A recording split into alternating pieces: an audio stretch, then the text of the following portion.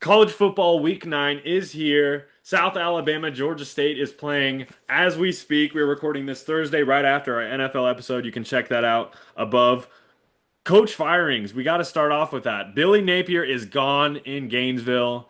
We've seen a slew of coaches. James Franklin, we talked about on our last podcast. Dad, your initial reaction to this Billy Napier Florida fire, and do you think Lane Kiffin will take this job, or do you think he should stay in Ole Miss? Yeah, Billy Napier, that's really weird because they won this last game, then he got fired. And normally they lose a game, then they get mad and fire him. He won his last game and they still fire him. So that was pretty. The trouble is we could go all through these, but most all of the team, coaches that are getting fired are in the Power Four, and only a couple of them are in the Group of Five. And the Group of Five is so much fun. It's a lot easier. No, not stressed like the Power Four is with the money and they get for TV. It's so greedy that they just fire these coaches every time the other team gets a first down. So it's just a bit much. So, but yeah, I don't think they should have fired him. He's 22 and 23 and 3 and 4 this year, and the SEC's got 10 ranked teams in the um, top 25. So cut him some slack for crying out loud. He won, and they still fire him. So I think they should have kept him. Alex, you have any thoughts on any coach firings so far this season? Well, the fact that Billy Napier doesn't have a job and Norvell still does is kind of wild. Also, furthermore, um, Billy Napier doesn't have a job, and Luke Fickle. Where the hell do I begin? I mean, I will actually keep it respectful this time, but man, oh man, getting comments that the AD wants to back him in the decision to keep him on as the head coach blows my mind. Wisconsin is turning into a joke. When they played Ohio State on Saturday, there were fans in the student section wearing brown paper bags over their face with eyes and nose and mouth cutouts because they said that they don't want to be seen as Badger fans in public. That's how bad it is in Madison right now. It just I I mean, they're too busy fickling around to fire Fickle. I I'm really speechless more than anything. Like it's like the stages of grief and denial. Like I'm past the point of being like mad or upset or having any other emotion regarding the situation, more the fact that I'm just perplexed. It doesn't it hurts to think about. Um yeah, I don't really have much other to say. I can't. I don't know what to say. Before we get into the weekly special of Scotty's Big 12 rankings, I thought we can lighten the mood and do another edition, if you watched our NFL video, of Blind Bet. This time, or no, not Blind Bet, actually. This is a new segment, Cheesehead Corner with Alex. He's got his cheese head on. Uh, And I Go wanted to Pack. throw some trivia, a little Badgers trivia. Next week, we'll do some Packers trivia, but the Wisconsin Badgers' last bowl game was in 2021. Can you tell me the opponent that they beat 20-13 in the Las Vegas Bowl? I can't. It's too far back. The I don't. Arizona State Sun Devils. 4 years ago, they beat them in Las Vegas. That was the last bowl game that the Badgers had, unfortunately. We'll have to see what happens. Right after COVID. I think Luke Fickell, I mean, if anybody's going to go, he's probably the next to go, but we'll have to see what happens with the Badgers the rest of the season. At least basketball's coming up. Hopefully they'll have a good squad like they've had in previous seasons. Scotty, we'll throw to you. Big 12 rankings. How have they switched up at all? Is there any new teams up in the top, or is it kind of the business as usual?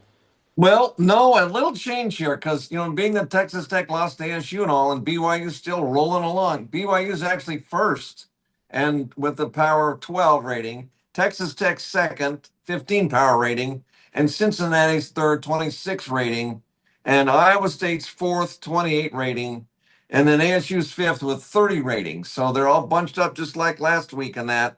So I don't know if like four of them are going to tie like last year, but those are the five I mentioned are up there, and Houston sixth, and they got a 31 rating, and then Utah seventh with 33 ratings, so they're up there too. So we'll see how it's starting to shape up pretty good. TCU's eight with a 34 rating. Baylor's 9, 38 rating. And Kansas State is 10 with 41 rating. And with Arizona losing, they've dropped to 11th. They were 8th last time, but they're 11th and 43 rating. Kansas is 12 with 47 rating. CU's 13, 53 rating. And UCF's 14, they're at 62 rating. And then West Virginia's 15th with 76 rating. And Oklahoma State is 16th with a 93 rating. And that's what I've got for the Big 12 power ratings this week. If you had to pick, do you think BYU is going to win the conference, or do you still think Texas Tech will go away with you if you had to pick today?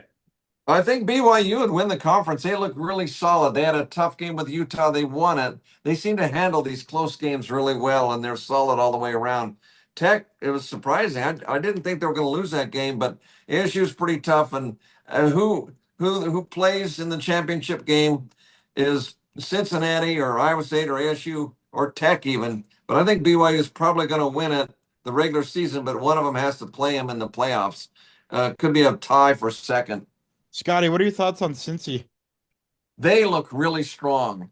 That Satterfield guy was in hot water, and everybody thought they were going to finish down below, but they've done so well this year that they're right up there with the teams, and they look really solid. And we're going to play them in Cincinnati in mid-November, and we're really going to be in rough shape because we're going to be heavy underdogs in that one. I mean, the Big 12 is just, it's so strong. It's not quite the level that the SEC or Big Ten's at, but the Big 12 just has so many good teams. Now, right now, the Heisman front runner, Ty Simpson, he is still my number one for the Heisman top five. I think Fernando Mendoza is still at number two for me. At number three, I think Julian Sayin and Ohio State. Obviously, you have to mention Jeremiah Smith as well. He's been playing pretty stellar.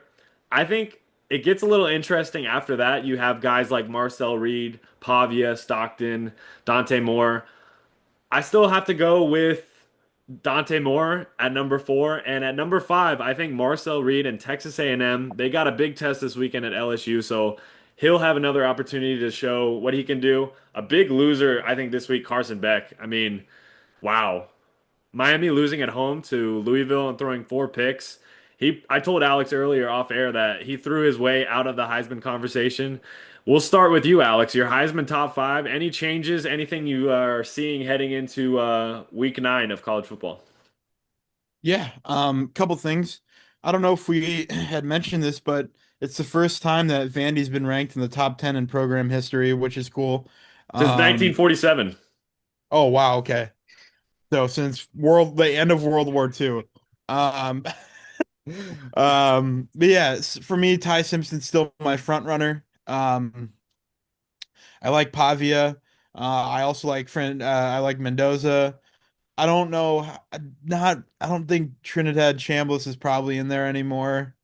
He was always on the bubble for me, but Ole Miss is kind of like they. I don't see him there anymore. I still do like Dante Moore because I do think Oregon can still win the Big Ten. I think Dante Moore is still a hell of a quarterback. Um,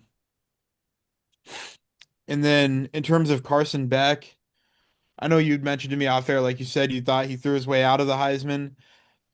I think I think for me, I'd probably slot him at like 5 or 6. I think there's still a chance, maybe, but they'd probably have to win out and then win the ACC, in my opinion. Dad, Heisman top five for this Yeah, week. I got Fernando Mendoza out of Indiana, then Ty the Gunslinger Simpson at Alabama, Julian Sand, Ohio State, Jeremiah Smith, Ohio State, and Diego Pavia out of Vanderbilt there. And then I put Carson Beck there out of Miami, be sixth. You love to see it. As I mentioned earlier, blind bet. We had this premiere on our NFL episode, and I had a matchup that I have a pick for, and this game I will give some hints away to Alex and my dad, and they'll try to figure out what the bet is. Now, I'm throwing this game to you guys. The first hint being the team that I am picking to cover in this bet has the most frequent mascot in college football? Now, you can name the mascot, and then if you don't get it, I'll let you know what it is, and then we can kind of go from there. Do you guys have any idea what the most frequent mascot is in college football? Really quick, is the game on Friday or Saturday? The game is on Saturday. Okay. Um, And conference affiliations or anything? That's the third I think hint. I think I've got a, um, It's a very is frequent it, mascot. yeah, so I've got my first guess. I don't know if it's right. Are you picking LSU to cover the spread on A&M, the Tigers?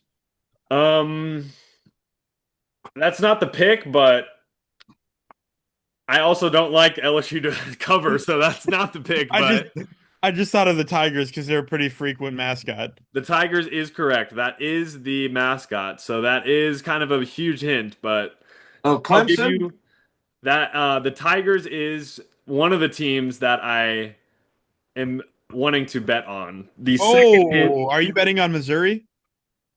that is not correct, but we'll get to them shortly. I'll give you guys the second hint. The quarterback on one of these teams is leading his team in rush attempts, rush yards, and rushing touchdowns. So one of the quarterbacks is a very, very versatile threat on the run game. Do you guys have any clue of who I could be talking about and what teams? Like BYU's quarterback with the Cougars, that's a common one. It's not No, BYU, is it? it's the It's Tigers. One of the Tigers. teams is the Oh, it is Tigers. Yeah. Tigers, huh? Oh, wow. How about And the other conference? team's mascot also has a mascot in the NBA. That's another hint I just came up with, but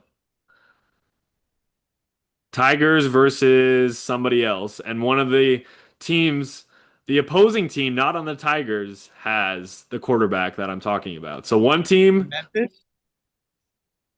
Is it a G5? it is a Memphis? G5. That was my third hint. It is a G5 game. I am predicting Memphis to not just cover the 6.5. I'm predicting them in my upset pick of the week over the South Florida Bulls. I think Memphis is going to take this. They had a rough loss last week. I think they're coming back strong and they're going to take it. So that's been the blind bet of this week. I'm hoping you guys enjoyed that. Tried to stump you guys again. I stumped you in the first one, so I didn't quite get it in the second one. But that'll lead us straight into the Pick Six, a new segment on the. We'll have to figure out a name for our podcast duo because we have the Brotherhood Ballad and the Rombo Show, but we'll have to figure something out. So let us know in the comments. We can talk off air about it. But Alex, we'll go to you first, and then Dad will go to you. So we'll do a little flip flop. So the first one will be one team on upset alert. If you had to pick one for this weekend, who are you? Who's really on upset alert? Oh, you're gonna like the answer to this one. You're gonna love it. I've got two. You know who my first one is? Is it the Sun Devils? The Hoosiers. Ooh. Oh, UCLA. The Oh my. Bruins are the Bruins. The Bruins are gonna come to Bloomington and they're gonna surprise everybody because you know what happened when the Nittany Lions went to the Coliseum? The Rose Bowl. Yeah, sorry, the Rose Bowl. In Yeah. Indiana, they're gonna win. It's at Bloomington. It's Yeah. in Wow. Bloomington. Yeah. Nico Amaluvi-Hava is going to come in and do something that you guys have never seen before. It's going to be UCLA storming the field in Bloomington. My second upset, a little bit more grounded, a little bit more realistic. Sooner Nation at home against Lane Kiffin. That's going to be another field storming. And then next week, I can't wait for Scotty's tally to go up even more on the field stormings. And last but not least, the USF Bulls are going down. I mean, when we tag team these upsets, it's always pretty good. And the Final Four, Iowa State's beating BYU. Wow. You love to see it. I That love will- that. That's a great way to start the pick six. Scotty, we'll go to you next. Do you have a breakout player that you're looking for this week? It could be in any conference, any game. Do you have any player that you have your eyes on for this week of college football? The the Q at BYU, that number 47 guy, Bachmeyer. he's yeah. I mean, they're underdogs to Iowa State by 3.5. Iowa State's actually favored in that game. Yeah, So that, huh? we talked about it. Bachmeyer, he's been playing like one of the best freshmen in the country. 63% completion percentage, 9 touchdowns, 3 interceptions. You love to Yeah. see the 47. We haven't seen this greatness from a double-digit quarterback since Sammy Baugh. Yeah, well, especially it's over like 22. It's almost unheard of to have a quarterback number higher than that. But I mean, he's really good and he's going to push Iowa State pretty hard. I know you just talked about him, Alex, but BYU is really good. But it's going to be tougher names. But I got to see on that game. That could be one of those upset specials, possibly, and that quarterback, too. So, in answer to your question, it's really two things. Now, Alex, this question is something that I've been intrigued to ask both of you, which I guess I could get both of your opinion on it. But the third question of the pick six is, would you rather see the college football stay at 12 teams, or would you rather see it expand to 24? So I guess the question is over under. Do you want 12 teams or more? Yeah, I'll start off if that's all right, Scotty, because I've actually been thinking about this. I had no idea this was actually going to be a question, but I had already been thinking about this. Um, I actually don't even think it should be at 12. I think it should go back to 4, and here's why. Because obviously some change is good change. People grow, times move on. But here's my thing. The problem with it now, we've gotten to 12, and now the talk is, well, how can we add more? How can we add more? How can we make it bigger? Because it used to be, oh, well, that fifth and sixth team felt left out because, oh, like if it was 6 teams, oh, if it was 12, well, now we have 12 teams, and now the 13th and 14th and 15th team feel left out. So at what point does it stop is the problem. And so for me, I never liked it moving past 4 because when you move past 4, I would have even been fine with like 6, but once you get outside of like the top 10 per se, then you have teams like BYU playing in a college football playoff game. In my opinion, there should be no G5 teams when you are playing for a national championship at the FBS level. You can call me crazy, but when it's like Alabama, Texas, Ohio State, all your powerhouse schools, that's how it should be. Sure, it's repetitive, but those are the best teams. Why are we adding teams that are going to lose or get blown out into the playoff scenario? Like, I know Arizona State took Texas to overtime, double overtime, actually. Matthew Golden did catch the game-winning touchdown for Texas. Shout out Matthew Golden. But it's just like that stuff is just it's just like not needed in my opinion. I don't think it should stay. It should go back to 4, hate it or not. That's just how I feel. I don't 24 would make it oversaturated with teams that would have no chance against the top 5, even top 10. Dad, your thoughts? Actually, Alex, I prefer keeping it at 12 because 24 is just too many of fourth and fifth place teams from conferences going in that. And keeping it Mhm. at 12 is pretty good because the trouble is when they had 2 in the BCS, it was controversy when somebody got left Yeah. out. And 4, there's even controversy of getting left out. So 12 is a happy medium where there's enough that go. And I know a couple of them felt like they got stiff, like BYU and Alabama or somebody got stiffed.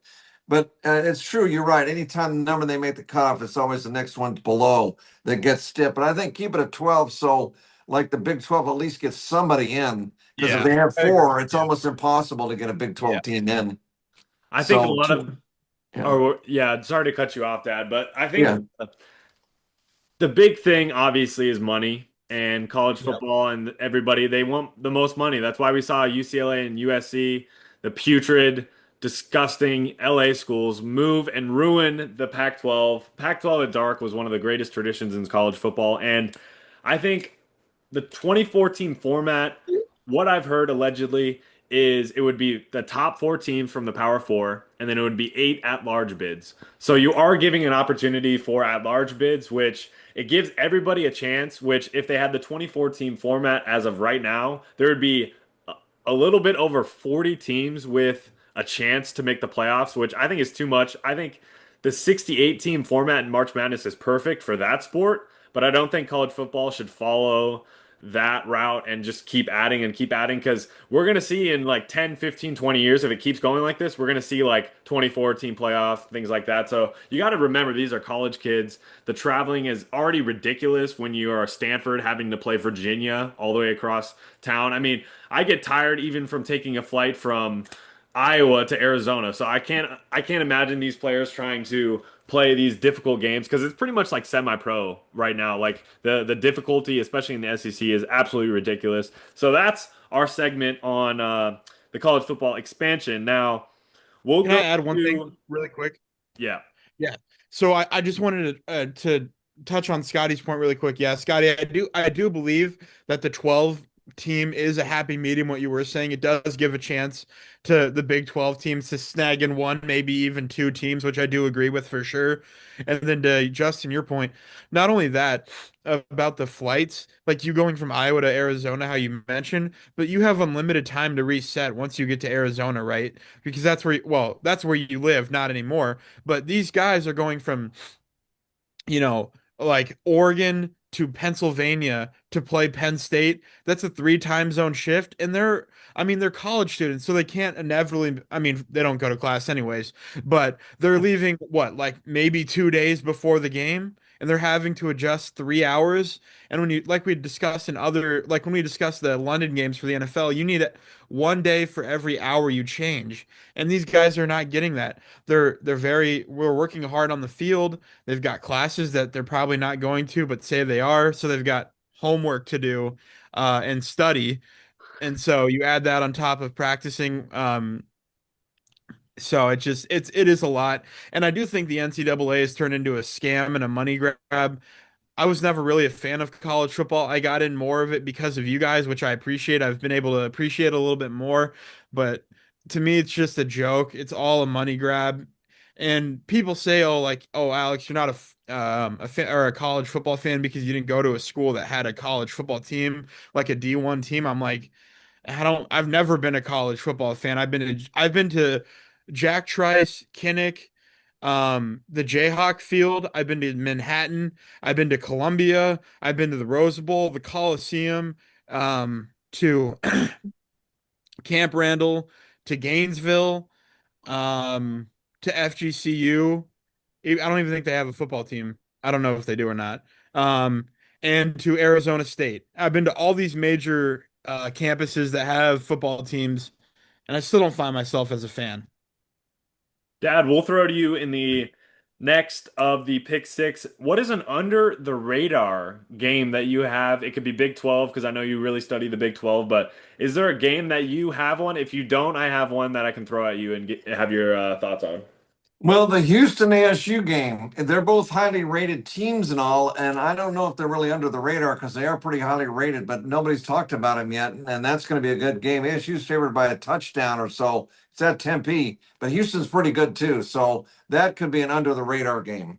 The under the radar game that I was going to bring up, a rivalry. We saw, I believe, a little bit over 10 years ago, Michigan and Michigan State. We saw Michigan State with a huge blocked field goal and the run back for the touchdown to close out that game. Michigan State at home, they are on a four-game skid. They did start the season 3-0 and did lose four straight to be 3-4. Michigan with a freshman quarterback on the road yet again. Bryce Underwood has been playing amazing, but I think Michigan State covers that 14 and a half. I'm not bold enough to predict them to upset the Wolverines, but I think that's a huge game. Now, in college, I don't really think it's the same as much in the NFL. Alex, you probably know better. But in college, we have trap games. It's kind of someone's looking ahead the next week. There's a big matchup, or they're coming off a huge game the last week, and they kind of fall into a trap game. Now, Alex, looking at the slate for this week, is there a game that you can see kind of a trap happening, unless it's one of the ones that you did mention, like USF or Right, a yeah. game like that? But do you have a trap game that you're eyeing this week? Yep, I'm just pulling up the slate because I had it in mind. Trap game is for sure. I know I already mentioned it, but it is that Oklahoma Ole Miss game. Oklahoma's a 5.5 point favorite. They are the underdogs in the AP ranking. It is at home, but I think that's a trap game. I would bet Ole Miss plus 5.5. I know I did predict they are underdogs in the AP rankings, but they are favored in the game. I do think Ole Miss is a very formidable team. I think Chambliss is playing well. I know I took him out of my Heisman, like kind of top five, but I mean, it's Lane Kiffin, it's Trinidad Chambliss, and it's Ole Miss. Like I would not count them out whatsoever. I think that's a trap game, for sure. And then another trap game that I have is to do the Illinois Washington game being played in Washington. They are 4.5 point favorites against Illinois at home. Um, uh, I think the Fighting Illini get this game done on the road. I don't. I just. I mean, I know they're playing against Jed Fish, but and we hate Jed Fish. Um, I just think the Fighting Illini get that game done. Those are my two biggest traps for the week. I don't know if I'd necessarily call it a trap, but Texas Tech is 37.5 point favorites against Oklahoma State. Now, for sure, Tech's going to win this game without a doubt in my mind, but by 38 points, I don't know about that. That's a very interesting game. The SEC slate, I think, I'll take this last topic in the pick six. I think a bold headline prediction is the topic for this. I think we could see a huge shakeup in the standings this weekend. We're obviously going to see a lot with matchups between Ole Miss and Oklahoma, like you mentioned, Missouri and Vanderbilt, LSU and Texas A&M. We could see Texas A&M fall because they could very well lose this game. LSU, their offense has been putrid. Nussmeier obviously is dealing with some injuries, but LSU's defense, you never know those SEC games at night on ESPN. It's always a great matchup. Alabama, also South Carolina, they could cause some trouble. I'm not predicting them to win, but they could cause some trouble. So the biggest headline, I think, I mean, if Vanderbilt wins, they're going to keep climbing. If Missouri wins, they're going to slide right into the top 10. So I think we're definitely going to see some changes in the SEC. Now, going straight into this Week 9 matchup, I think we can start off with Texas A&M and LSU. Texas A&M number 3 in the country. This is the most notoriety they've gotten since the Manziel days. Now, LSU, their offense is really bad. They're only averaging 20.5 points per game. Alex, do you think they can get over that 21 point mark? And if they do you think they can pull off the upset, or is this Texas A&M's game to run away with? I think this is the Aggies game to run away with, even in the Bayou, in the swamp, as they call it. I personally don't think there's a chance in hell LSU wins this game. Not only do you not win college football games by putting up 20, 21 points, you definitely don't win games in the SEC putting up numbers like that against one of the best teams in the nation. I think Marcel Reed is about to have a field day on this LSU defense. Um, Brian Kelly is he's a lackluster head coach. It's all over the place. Um, I like I said, I don't see any chance LSU wins this game. To put it like that. Dad, we'll go to you. A game that I think is, I mean, it's a must win for both programs. Ole Miss and Oklahoma both sitting at 6-1. So whoever loses, the odds of them making the college football playoff like decrease by a large amount, and whoever wins is pretty much set. Although Oklahoma's schedule, if you haven't seen for the rest of the year, they're every single game left is ranked matchup, and Ole Miss plays the Citadel in 2 weeks. So that kind of shows the rest of the schedule for both programs. Who do you have winning, and what program does this is more weight on? Is it Ole Miss and Lane Kiffin, or is it Oklahoma and Venables and John Mateer? I think because Venables has been under a lot of heat and that, and but they're favored by 4.5 in that, so he's probably under more heat. But I think Ole Miss can squeeze this one out on the road there. I think they can do it, even though Oklahoma's favored. But Venables is under a lot of heat.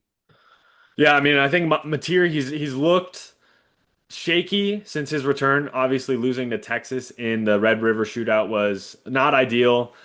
Curtis Rourke of Indiana had the same surgery last year and didn't really look the same after. So we'll have to see what happens in that game. I have Ole Miss winning that one. I think they're just going to be too much to handle against Oklahoma. A matchup that we've talked a lot about, shockingly so far in this episode, South Florida and Memphis. My upset pick of the week is Memphis. Scotty, group of five, any news so far? I know your Kennesaw State squad is 5-2, so do you have South Florida winning this one, or what do you see in the group of five so far this season? They play in the midweek conference. USA has a couple of midweek Tuesday and Wednesday. I was watching some of them. Kennesaw State, I did see them play. They did win. But I think Memphis can win that game. Yeah, Memphis, I think coming off that loss, I think they're going to be motivated. They cannot afford another loss if they want to even have a shot of making the college football playoff with that one group of five spot. Now, we have game day going to Tennessee, Vanderbilt, Missouri, Pavia, and Prebula. Ahmad Hardy started off really hot. He was in a lot of people's Heisman's top fives and conversations, but he's kind of slowed down a little bit. He's struggled the last couple of weeks. Vanderbilt, I think they're going to struggle. I think Missouri is going to be able to come away with the victory on the road. Vanderbilt needs this victory, and so does Mizzou. Alex, we'll go to you. Can Vanderbilt keep sliding up in the top 10, or do you think their Cinderella run is coming to an end? They're going to beat Missouri. Pavia, Heisman finalist? Yeah, 100%. Book 'em a flight to New York already. Yeah. Music City Bowl, right? Or the Music City Hall, wherever they have it at. From no offers coming out of high school to New Mexico Community College, New Mexico State, all the way to Vanderbilt. Go Aggies. Clark Lee's going to get more phone calls than the Kardashians after the season premiere. I mean, Clark Lee is going to get every job offer, but it'll be a question to see if he stays in Vanderbilt or not. I love what he's done there in Tennessee, I believe, and that'll be a fun matchup. I'm gonna. It's gonna be great to see Pat McAfee just absolutely firing up that crowd. Last but not least, we have some quick hitters here at the end. BYU, Iowa State. Dad, you mentioned that. BYU, I'm assuming you have winning that, or do you think the Iowa State will end up winning that game? That 2.5 spread obviously is kind of a pick 'em. So, do you think BYU will be able to take that, or do you think Iowa Yeah, State can kind of right the ship? yeah, it'll be close, but I think BYU can win. They're really tough to deal with. And, they beat us in Tucson there, and they beat Utah there in Provo, and they are really tough. So they're kind of the team to beat now in the conference. And Alex, you had Illinois, Washington as a potential upset. Washington is very strong at home. Obviously, I am not a fan of the Huskies and Jed Fish, but the Big Ten, I think we talked a little bit about the SEC earlier, but the Big Ten we can talk about before we wrap it up. I mean, the top three, it's very, very clear who they are. Indiana, Ohio State, and Oregon. Ohio State's been the most dominant team in college football so far this season. Indiana's right there with them, and Oregon as well. Alex, we'll go to you. Right now, if you had to pick in the Big Ten championship game, what two teams make it and who takes it all in the Big Ten? Oregon, Ohio State. Ohio State wins. Dad, we'll go to you. I'm going to say Indiana, Ohio State, and Ohio State takes it. I'll have to go with Alex on this one. Ohio State, Oregon, I think it's going to be a great matchup. Of those other teams in the rest of the conference, we have a couple teams that are ranked: Michigan 25, Illinois 23. Northwestern's there at 5-2, USC, Iowa, Minnesota, UCLA. Of all those teams, if any of them have a chance to compete and potentially maybe squeak in as a 10-2 team, all those teams pretty much sitting at 5-2. Who would you pick out of those teams, Alex, if you had to get the Big Ten with four teams in the playoff? Who would you feel the most confident in making the college football playoff? Out of which four teams? Out of that fourth slot, we have Northwestern, USC, Iowa, Michigan, Minnesota, Illinois, Nebraska, Washington. Do you think any of those teams have a chance, or if you do, who would you pick out of those teams? I'd have to go with Michigan. I think Bryce Underwood's looking really good as a true freshman. I think he has a chance to develop into a very good quarterback in college football. So I would have to stick with Michigan on that one. No chance in hell on God's green earth will Iowa ever make the college football playoffs in any of our lifetimes. Dad, we'll go to you. Closing Okay, out. you said Northwestern, USC, UCLA, Iowa, Minnesota, Illinois, Washington, and Michigan. Yeah, and then I had something else for you before we wrapped it up. Okay, well, if those that's a lot. 8 teams, it could be anybody. I mean, it's pretty close. We'll find out in a month, but the fourth team, it could be anybody. It's a crapshoot. If you had to pick right now for each conference, how many teams they would have in the college football playoff? The SEC, how many do you think will get in? Four, And then the Big Ten. four. So four, and then we have four slots left. So we have one group of five, one Big 12, one ACC, and then an at-large, I believe. So Big An 12, independent. I think we can get two in the Big 12, and then one in the ACC is ACC, probably, and one G5. Is that yeah, 12? yeah. I I don't think think Notre Dame's going to get it, so we can get two, from the Big 12. I think definitely the SEC will have. I think three or four for sure, and then Big Ten. I would have to agree. I think the ACC they're gonna have a real interesting case with Miami. It'll be interesting to see if they get in. They didn't get in last year because they had a real bad end of the season. And then Georgia Tech, you got to watch out for them. They're playing really well. They have a game against Georgia to end the year. If they can kind of have a statement win to end the season, that'll be huge for them. Group of five, I think South Florida pretty much is in the driver's seat unless something catastrophic happens. And then an at-large, I think Notre Dame, I think they can make it.